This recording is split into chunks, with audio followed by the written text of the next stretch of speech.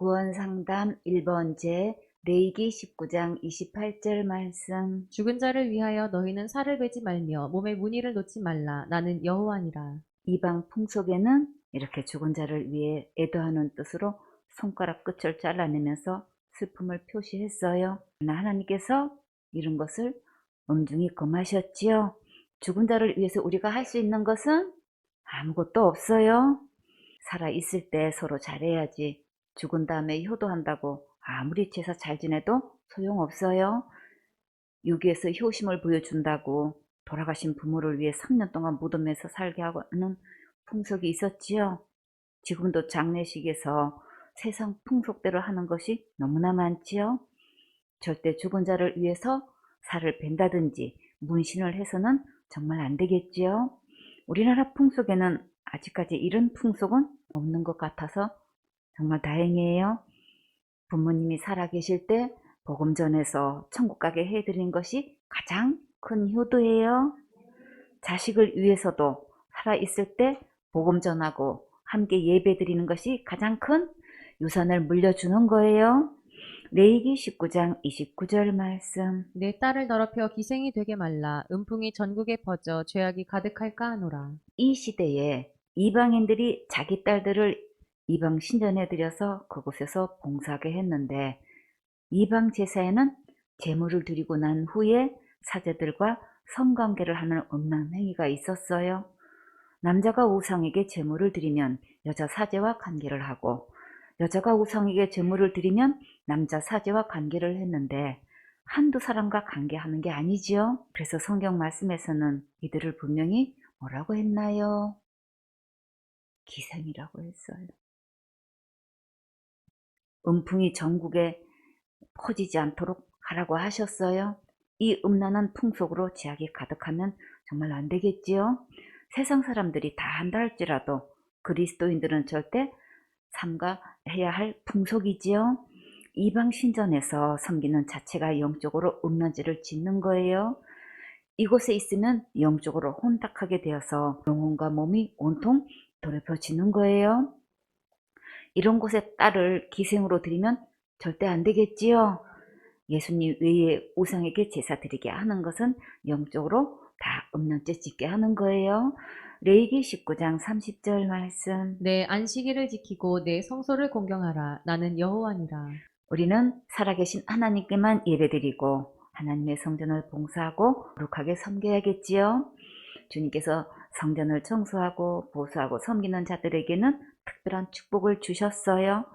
역대 왕들이 예배 성공하고 주의 성전을 섬겼을 때 전무후무한 축복을 주신 것 보셨지요?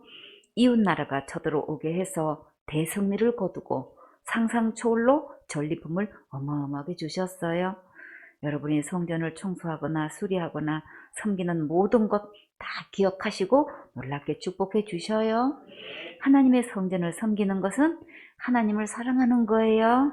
레위기 19장 31절 말씀. 너희는 신접한 자와 박수를 믿지 말며 그들을 추종하여 스스로 더럽히지 말라. 나는 너희 하나님 여호와니라. 귀신하고 교제하는 무당들의 말을 믿지 말라고 하셨어요.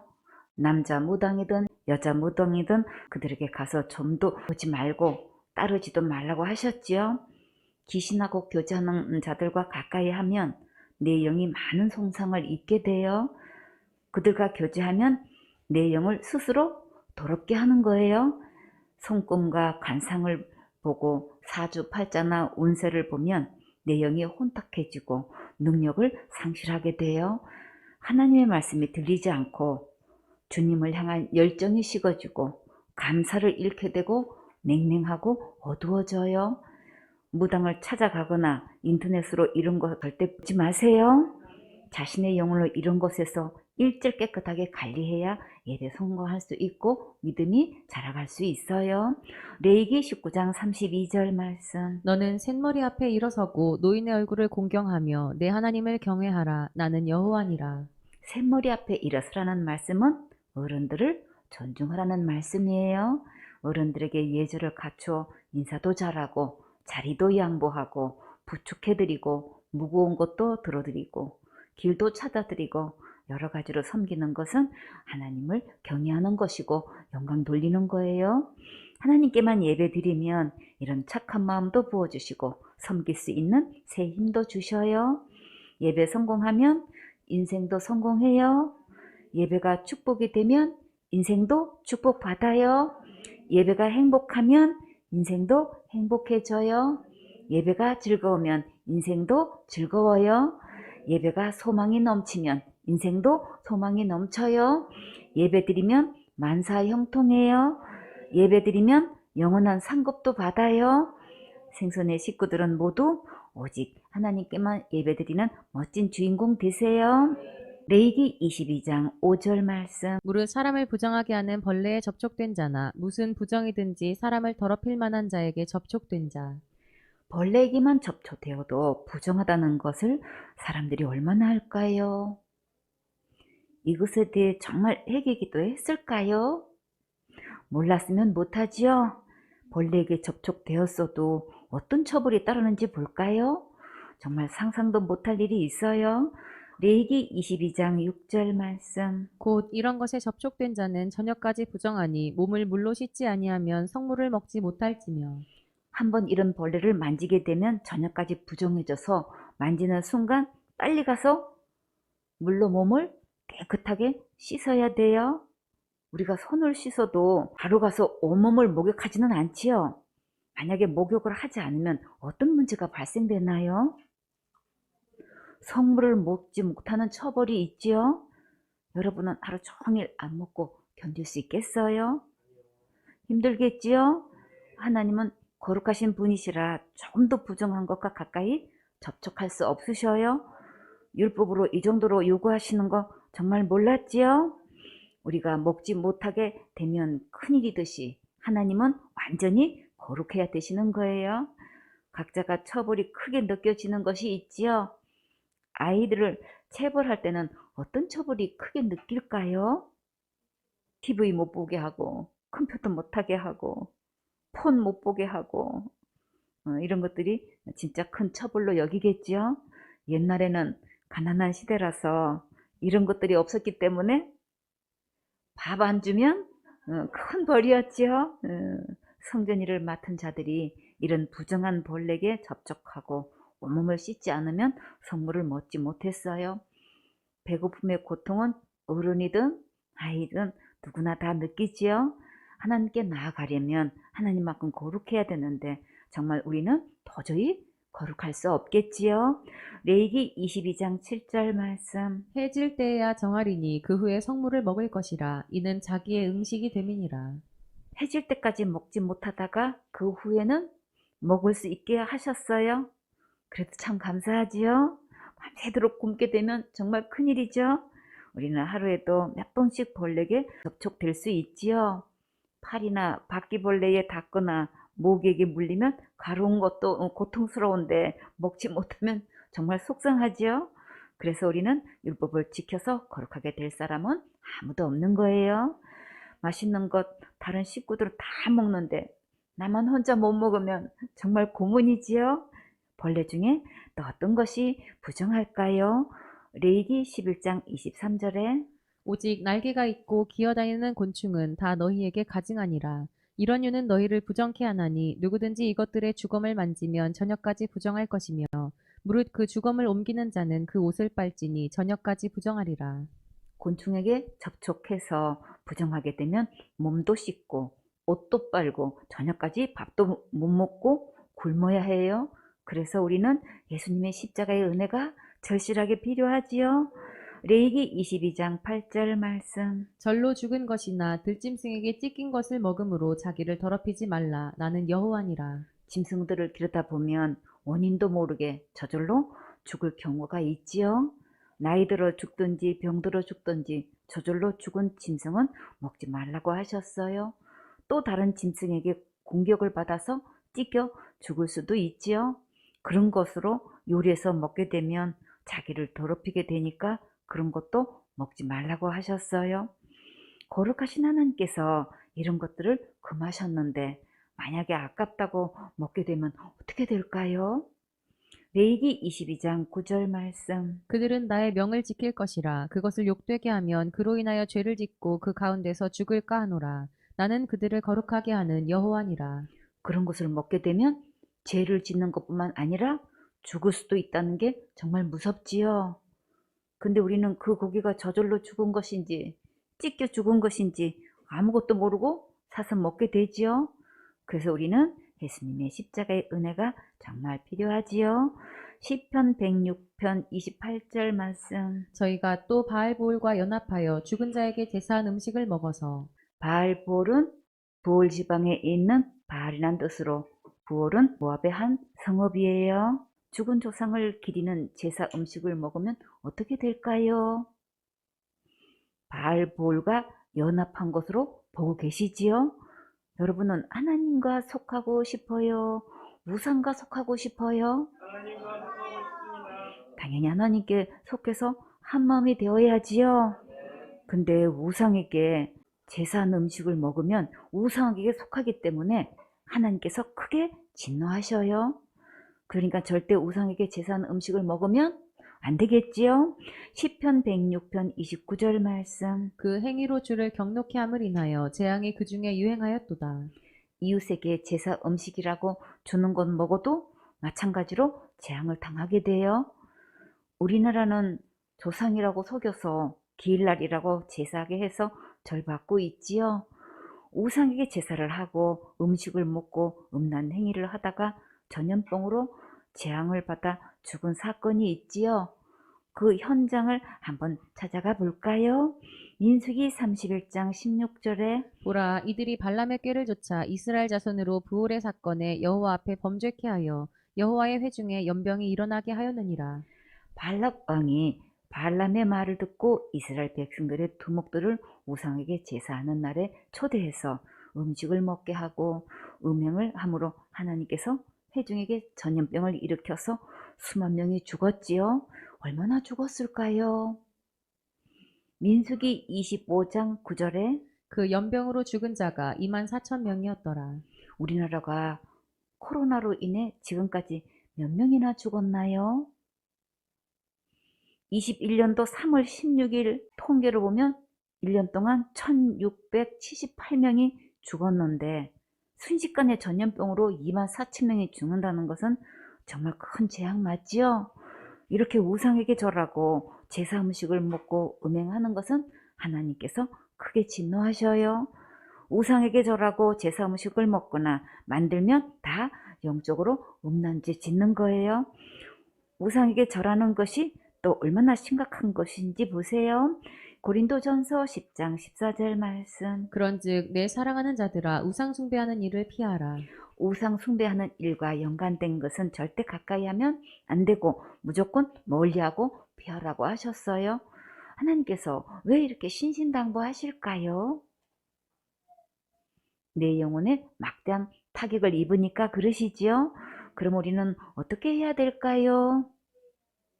우상을 피하는 게 상책이겠지요. 하나님의 말씀에 순종하는 자를 어떤 자라고 하실까요? 고린도전서 10장 15절 말씀. 나는 지혜 있는 자들에게 말함과 같이 하노니 너희는 내 이르는 말을 스스로 판단하라. 하나님의 말씀에 즉시 순종하는 자는 지혜로운 자예요. 여러분은 말로 할 때 잘 들을래요? 매 맞고 들을래요? 말로 할 때 듣는 것이 정말 지혜로운 건 맞지요? 이제 어떻게 하는 것이 지혜로운지 여러분 스스로 판정 내릴 수 있겠지요? 고린도전서 10장 16절 말씀. 우리가 축복하는 바 축복의 잔은 그리스도의 피에 참여함이 아니며 우리가 떼는 떡은 그리스도의 몸에 참여함이 아니냐. 여러분은 축복의 잔을 마시고 싶으세요? 저주의 잔을 마시고 싶으세요? 당연히 축복의 잔을 마셔야지요. 우리가 축복의 잔을 마시려면 어떻게 하면 될까요? 예수님의 잔을 마시면 되지요. 예수님께서 십자가에서 흘리신 피로 우리는 거룩함을 얻었어요. 이 예수님의 잔을 마시는 게 예수님을 믿는 거예요. 여러분은 지옥 갈 모든 죄를 영원히 용서하신 이 예수님이 믿어지세요? 그러면 여러분은 예수님의 축복의 잔을 마신 거예요. 고린도전서 10장 17절 말씀. 떡이 하나요 많은 우리가 한 몸이니 이는 우리가 다 한 떡에 참여함이라. 이 떡은 누구실까요? 예수님이시지요. 우리는 어떻게 하면 이 떡을 참여할 수 있을까요? 예수님을 믿으면 이 떡을 먹는 것이고 떡에 함께 참여한 거예요. 예수님께서 몸을 들여서 십자가에서 죽으셨지요. 예수님께서 내 죄를 위해 죽으셨다는 것이 믿어졌으면 이 떡을 먹은 거예요. 여러분은 이 예수님을 믿고 이 떡을 먹었습니까? 이 떡은 믿음으로 먹는 거예요. 고린도전서 10장 18절 말씀. 육신을 따라 난 이스라엘을 보라. 제물을 먹는 자들이 제단에 참여하는 자들이 아니냐. 우상 제물을 먹는 순간 우상 제단에 참여하는 것이 되고 우상에게 속하게 되고 우상에게 섞이게 되는 거예요. 여러분은 하나님께 속하고 싶어요? 우상에게 속하고 싶어요? 당연히 하나님께 속해야지요. 그러나 우상 제물을 먹는 순간 우상에게 속하게 되니까 절대 우상 제물 먹으면 안 되겠지요. 고린도전서 10장 19절 말씀. 그런즉 내가 무엇을 말하느뇨. 우상의 제물은 무엇이며 우상은 무엇이라 하느뇨. 우상의 제물과 우상을 무엇이라고 말하면 될까요? 단순히 먹는 문제로 끝나는 것이 아니라 누구에게 소속되고 누구와 교제하는지에 아주 중대한 문제가 걸려 있지요. 고린도전서 10장 20절 말씀. 대저 이방인의 제사하는 것은 귀신에게 하는 것이요 하나님께 제사하는 것이 아니니 나는 너희가 귀신과 교제하는 자 되기를 원치 아니하노라. 이방인에게 제사하는 것은 귀신과 교제하는 것으로 개선하시지요. 여러분은 하나님과 교제할래요? 귀신하고 교제할래요? 당연히 하나님과 교제해야지요. 하나님께 예배드리고 성경 공부하고 양육받고 주의 성전을 섬기는 것은 다 하나님과 교제하는 거예요. 고린도전서 10장 21절 말씀. 너희가 주의 잔과 귀신의 잔을 겸하여 마시지 못하고 주의 상과 귀신의 상에 겸하여 참여치 못하리라. 예수님의 식탁에 있는 주의 잔과 귀신의 식탁에 있는 귀신의 잔을 같이 마시면 절대 안 되겠지요. 만약에 이렇게 겸하여 마시면 주님께서 크게 진노하셔요. 고린도전서 10장 22절 말씀. 그러면 우리가 주를 노여워하시게 하겠느냐. 우리가 주보다 강한 자냐. 노여워하시는 것은 화가 치밀 만큼 분해하시거나 섭섭해 하시는 것을 말해요. 이런 것으로 하나님을 노여워하시게 해드리면 정말 안 되겠지요. 생손의 식구들은 오직 하나님께 예배 성공해서 하나님을 기쁘게 해드리는 행복한 주인공 되세요. 고린도전서 10장 23절 말씀. 모든 것이 가하나 모든 것이 유익한 것이 아니요 모든 것이 가하나 모든 것이 덕을 세우는 것이 아니니. 모든 것이 가능하다고 할지라도 모든 것이 나에게 유익하거나 덕을 세우는 것은 아니지요. 내 영혼이 잘 되려면 좋은 선택을 해야겠지요. 고린도전서 10장 24절 말씀. 누구든지 자기의 유익을 구치 말고 남의 유익을 구하라. 자기 생각만 하지 말고 범사에 남에게도 유익이 되도록 한다면 아름답고 덕이 되고 칭찬과 명성을 얻게 되겠지요. 다 같이 심는 대로 거두리라. 더 크게 심는 대로 거두리라. 더 많이 심는 대로 거두리라. 생선의 식구들은 좋은 거 심고 좋은 거 많이 거두세요. 신명기 14장 22절 말씀. 너는 마땅히 매년에 토지소산의 11조를 드릴 것이며. 11조는 어떻게 드리라고 하셨나요? 마땅히 드리라고 하셨지요. 매년마다 토지에서 소산이 있지요. 그 소산의 10분의 1을 하나님께 드리라고 하셨어요. 근데 우리는 토지에서 얻은 소득은 농사 짓지 않으면 없지요. 그러나 우리가 이 땅에서 사는 동안 얻은 소득은 각자 있지요. 그 소득의 10분의 1을 드리면 돼요. 이렇게 12조를 마땅히 드리라고 하셨는데 만약에 드리지 않으면 어떻게 될까요? 하나님 것을 도적질한 거로 계산하시지요. 나라법에 도적질하면 어떻게 하나요? 벌금이나 실형을 받게 되지요. 이 11조를 드리지 않으면 똑같이 율법을 범하는 것이고 그에 따라 지옥에 가게 돼요. 그런데 각 교단을 초월해서 자살죄 지으면 지옥 간다고 힘주어서 큰소리 치며 얘기하는데 11조 드리지 않으면 지옥 간다는 말은 왜 안 할까요? 율법으로 보면 어느 것 하나 범하면 다 지옥 가는 것은 마찬가지인데 왜 말 못할까요? 11조 안 드리는 교인이 너무나 많아서 그 얘기하면 교회 다 떠나버릴까봐 못하겠지요? 서울교회 식구들은 12조 다 드리고 있습니까? 지금 안 드리고 있는 식구는 아무도 없지요? 이렇게 100% 11조 드리는 교회는 아마도 아주 드물 거예요. 혹시 지옥 갈까봐서 11조를 드리셨나요? 절대 아니지요. 감사해서 드리지요. 주님께 드리면 정말 기쁘지요. 세상에 줄 수 없는 이 기쁨, 이 행복, 이 평안, 이 특권은 드린 자만 맛볼 수 있어요. 이렇게 마땅히 11조를 드릴 수 있는 것은 다 주님의 크신 은혜지요. 말라기 3장 8절 말씀. 사람이 어찌 하나님의 것을 도적질하겠느냐. 그러나 너희는 나의 것을 도적질하고도 말하기를 우리가 어떻게 주의 것을 도적질하였나이까 하도다. 이는 곧 11조와 헌물이라. 하나님께 마땅히 드려야 할 11조를 드리지 않으면 어떻게 계산하시나요? 도적질한 거로 계산하시지요. 나라법에 남의 것을 도적질하면 당연히 처벌받지요. 그러면 우리가 하나님께서 도적질을 하면 어떻게 처벌받을까요? 말라기 3장 9절 말씀. 너희 곧 온 나라가 나의 것을 도적질하였으므로 너희가 저주를 받았느니라. 누가 하나님 것을 도적질을 한다고 했나요? 온 나라가 하나님 것을 도적질을 했다고 하셨지요?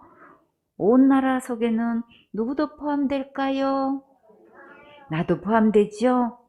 소득이 현금이 아니고 물건으로 받을 때는 11조를 온전히 드리지 못했고 먹는 것도 온전히 11조 드리지 못했지요. 이렇게 11조를 드리지 않으면 어떤 처벌을 받게 되나요? 하나님의 것을 도둑질하면 저주를 받는다고 하셨지요. 11조 안 드렸다고 설마 저주까지 받으려고? 아직도 그런 생각하고 있나요? 만약에 하나님께 소득의 11조를 드리지 않으면 하나님은 도둑질 당하고만 계실까요? 자진 납부하면 하나님께서 약속하신 어마어마한 축복을 받지만 순종하지 않으면 11조의 몇 배로 강제징수 당해요. 그러면 축복인가요? 저주인가요? 저주 받지요? 여러분은 축복받고 싶으세요? 저주받고 싶으세요? 축복 받아야지요. 11조를 하나님께 드리면 어떤 축복을 받는지 한번 볼까요? 말라기 3장 10절 말씀. 만군의 여호와가 이르노라. 너희의 온전한 11조를 창고에 들여 나의 집에 양식이 있게 하고 그것으로 나를 시험하여 내가 하늘 문을 열고 너희에게 복을 쌓을 곳이 없도록 붙지 아니하나 보라. 이것은 누구의 말씀인가요? 만군의 여호와가 이르노라. 왜 만군의 여호와라고 말씀하셨을까요? 군대식으로 가장 음하게 명령하시는 것을 볼 수 있겠지요. 만군은 많은 군사를 말해요. 여호와는 스스로 있는 자. 나는 나다는 I am who I am. 그런 뜻이에요. 하나님의 영원하심과 자존하심 그리고 원인이 없으신 절대 유일하신 존재임을 강조하는 이제 그분의 고유의 성호요 영광스러운 신명이에요. 특히 이 용어는 자기 백성과 관계되는 구원이나 언약, 성취 그리고 하나님의 신실하심과 인자하심과 관련하여 주로 사용되고 있어요. 이에 비해 엘로힘 곧 하나님은 이방인을 포함한 모든 세계를 대상으로 하는 창조주요 통치자로서 그 절대적인 힘과 권위를 지니신 하나님이심을 나타내는 거룩한 호칭이에요. 본문 말씀에 너희의 온전한 11조를 창고에 드려. 하나님은 온전한 11조를 드리라고 하셨지요. 11조 드리는 것처럼 흉내만 내지 말고 온전히 드리라는 것을 분명히 말씀하셨어요. 세금을 정산하고 실수령액을 드릴 것인가, 총 수령액을 드릴 것인가, 각자가 드리는 믿음의 단계가 있지요. 이 온전한 11조를 요구하면 엄청 민감하게 반응하지요. 각자가 드리면서도 순종의 단계가 있는 것을 볼 수 있어요. 그러나 하나님의 요구는 언제나 11조를 말씀하셨어요. 말씀대로 온전히 순종하면 온전히 넘치도록 축복해 주셔요. 근데 11조를 어디에 드리라고 하셨나요? 너희의 온전한 11조를 창고에 들여 나의 집에 양식이 있게 하고. 창고는 어디 있을까요? 또 여기서 나의 집은 어디를 말씀하실까요?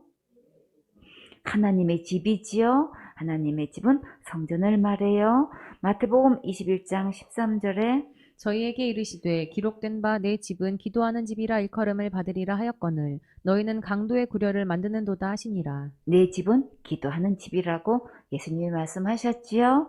그리고 하나님의 집에 온전한 11조와 헌물을 드려 양식이 있게 하라고 하셨어요. 그것으로 나를 시험하라.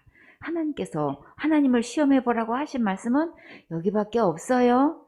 사람들은 물질을 어디에 놓고 있나요? 하나님 자리에 놓고 있기 때문에 가장 예민하게 받아들이지요. 그만큼 확신 있게 하나님 자신을 두고 시험해 보라고 분명하게 말씀하셨어요. 어떤 말씀으로 약속하셨나요? 내가 하늘 문을 열고 너에게 복을 쌓을 곳이 없도록 붙지 아니하나 보라. 주님께서 이 정도로 축복해 주신다고 약속하셨으면 정말 하나님답게 약속하셨지요. 하늘문을 열고 쌓을 곳이 없도록 차고 넘치도록 부어주신다는 말씀이에요. 그릇이 부족해서 문제지 주님은 얼마든지 더 많이 부어주실 수 있으신 분이셔요. 귀에 있는 대로 그릇을 크게 넓히세요. 그릇의 크기가 믿음의 크기예요. 감동 주시는 대로 즉시 순종하고 교회에 필요한 것 보면 가장 먼저 기회를 잡으세요. 그러면 각자가 심는 대로 그릇이 커지고 또 각자가 다 거두어요. 많이 심으면 많이 거두고 크게 심으면 크게 거두어요. 빨리 심으면 빨리 거두어요. 다시 한번 또 할까요? 다 같이 심는 대로 거두리라. 더 크게 심는 대로 거두리라. 더 많이 심는 대로 거두리라. 생선의 식구들은 가장 크게, 가장 많이, 가장 빨리 축복받는 행복한 주인공 되세요. 말라기 3장 11절 말씀. 만군의 여호와가 이르노라 내가 너희를 위하여 황충을 금하여 너희 토지 소산을 멸하지 않게 하며 너희 밭에 포도나무의 과실로 기한전에 떨어지지 않게 하리니. 황충이 뭘까요? 메뚜기를 황충이라고 하지요. 메뚜기가 때로 몰려다니면 곡식과 열매와 채소들과 풀도 다 먹어서 남아나지 않는데요. 농사 짓는 사람들은 메뚜기 떼가 몰려오는 것은 대재앙으로 여긴대요. 메뚜기가 떼를 지어서 다니면 갑자기 공격적으로 변하고 식욕도 왕성해서 평소보다 몇 배로 많이 먹고 번식도 많이 해서 이 황충이 한번 몰려오면 완전히 망한다고 해요. 근데 주님께서 이런 황충을 금하여 토지 소산을 멸하지 않게 지켜주신다고 약속하셨어요. 너희 밭에 포도나무의 가실로 기한전에 떨어지지 않게 하리니. 열매가 있기도 전에 태풍에 다 떨어지고 가뭄에 말라버리면 수확할 수 없겠지요. 그러나 기한전에 과일이 떨어지지 않게 해주신다고 하나님께서 약속하셨어요. 우리의 먹을 것을 책임지신다는 말씀이세요. 이 말씀이 믿어졌습니까? 아멘이 되세요? 그러면 내일 일을 염려하지 마세요. 오늘을 주심에 감사하세요. 말라기 3장 12절 말씀. 너희 땅이 아름다워짐으로 열방이 너희를 복되다 하리라. 만군의 여호와의 말이니라. 말씀대로 순종하면 하는 것마다 잘 되니까 여러 나라가 우리 보고 축복받았다고 말을 하게 해주셔요. 생선의 식구들은 모두 이런 행복한 주인공이 되어야겠지요. 만약에 율법으로 볼 때 이 계명대로 11조와 헌물을 온전히 드리지 않으면 어디 갈까요? 지옥 가지요. 그리고 이 말씀대로 순종하지 않으면 황충이 와서 다 먹어버리고 기한전에 열매를 못 먹게 되고 아무리 일해서 벌어도 남지 않고 계속 마이너스 통장에 되게 돼요. 그러나 지금부터 예배 성공하고 말씀대로 11조 드리면 축복받는 멋진 주인공이 될 수 있어요. 그리고 예수님께서 이 모든 죄도 다 용서하셨기 때문에 이 예수님을 믿으면 천국 갈 수 있어요. 시편 51편 5절 말씀. 내가 죄악 중에 출생하였으며 모친이 죄 중에 나를 잉태하였나이다. 우리가 모태 신앙이라는 말은 많이 들어봤죠. 근데 모태 죄인이라는 말은 들어본 적이 없죠. 그러나 성경 말씀에서는 뭐라고 하셨나요? 모태적부터 죄인이라고 하셨지요. 모친이 죄 중에서 나를 잉태했고 나는 죄악 중에 출생했어요. 내가 모태에서 생길 때부터 죄 속에서 만들어졌고 죄 덩어리로 태어났어요. 그러니까 죄를 지어서 죄인이 아니고 날 때부터 죄의 씨로 태어났기 때문에 죄인인 거예요. 죄인은 어디 가나요? 지옥 가지요. 내가 큰 죄를 짓고 자살죄를 지어서 지옥 가는 것이 아니라 죄의 씨로 태어났기 때문에 지옥 가는 거예요. 그래서 지옥 가지 않으려면 날마다 회개해서 되는 게 아니고 죄 없으신 예수님 안에서 다시 태어나야 거룩한 천국에 들어갈 수 있어요. 예수님 안에서 거듭나려면 어떻게 해야 되나요? 지옥 갈 모든 죄를 영원히 용서하신 예수님을 믿으면 거룩한 하나님의 자녀로 거듭날 수 있어요. 지옥 갈 죄의 해결은 날마다 해결해서 되는 게 아니라 지옥 갈 모든 죄를 영원히 해결하신 예수님을 믿으면 제삼을 받는 거예요. 큰 죄든 자살죄든 예수님께서 십자가에서 죽으시고 부활하셔서 영원히 다 해결하셨어요. 여러분은 이 예수님의 말씀이 믿어져서 제사함 받고 거듭났습니까? 그러면 여러분은 가장 최고로 행복한 주인공이세요. 왜 그럴까요?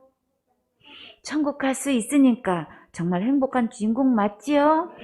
마태복음 5장 20절 말씀. 내가 너희에게 이르노니 너희 의가 서기관과 바리새인보다 더 낫지 못하면 결단코 천국에 들어가지 못하리라. 서기관은 전문적으로 모세의 율법을 보존하고 필사하고 해석하고 가르쳤던 교사를 말해요.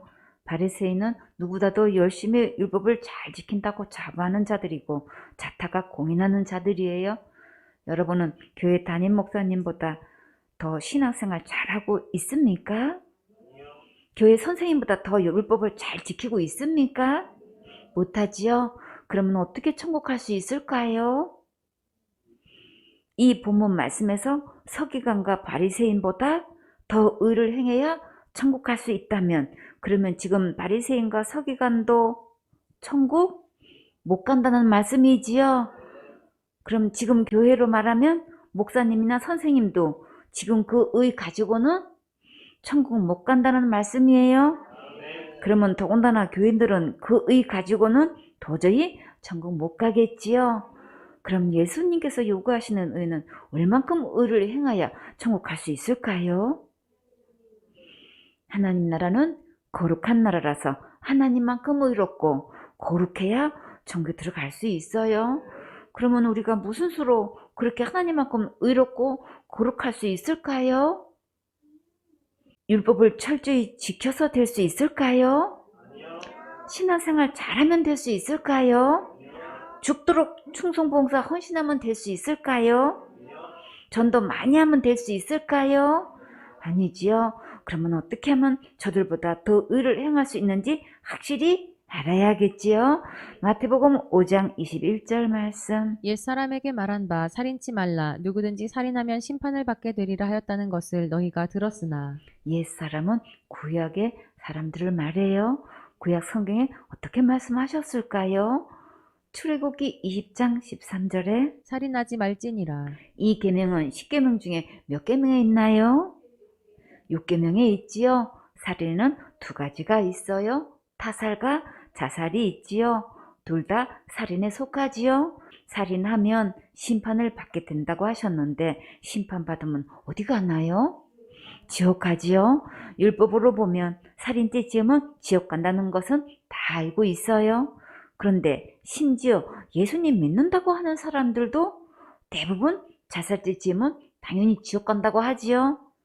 정말 이 자살죄 지으면 당연히 지옥 갈까요? 마태복음 5장 22절 말씀. 나는 너희에게 이르노니 형제에게 노하는 자마다 심판을 받게 되고 형제를 대하여 라가라 하는 자는 공회에 잡히게 되고 미련한 놈이라 하는 자는 지옥불에 들어가게 되리라. 형제에게 한 번만 해도 지옥 가고, 바보 멍청이라고 욕 한 번만 해도 지옥 가고, 너는 왜 그렇게 미련하냐? 왜 이렇게 어리석으냐만 해도 지옥불에 들어가게 돼요.